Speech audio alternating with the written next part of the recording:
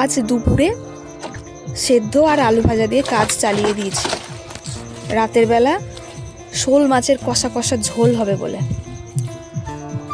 তো দেখেছো শোল মাছটা, দেখেছো কেমন একটা বজ্জাত, টাবাস টাবাস করে পুড়ে যাচ্ছে। এই তো হলো 2বার, এখন একবার ওর আছে সময়, দাঁড়াও। ওর আর থাকতে ইচ্ছা করছে না, বলতে বলতেই পড়বে এক্ষুনি। হলো। তো যাই হোক, শোল মাছটা নিয়ে গিয়েছিলাম কাটবো বলে ঠাম্মাদের উঠোনে।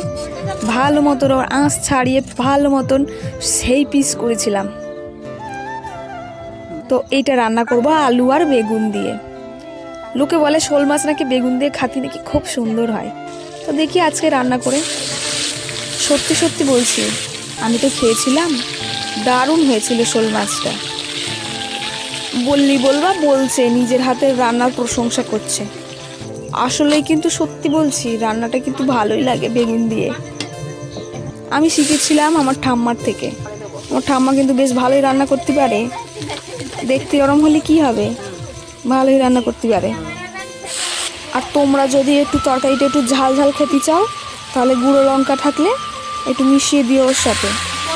আমি একটু ঝাল খাই না, আজকে মনে হলো একটু কষা কষা ঝোল বানাচ্ছি তো ঝাল একটু দিতেই হবে চড়া করে। ব্যাস, সব শেষে জল দিয়ে একটু ফুটিয়ে নিতে হবে। ও হ্যাঁ, মাছগুলো আবার ভুলে যেও না জানো ঝোলের মধ্যে দিতে, বেশি ঝোল আবার রেখো না। তোমরা যেমনভাবে খেতে চাও তেমনভাবে রান্না করে নিলেই চলবে।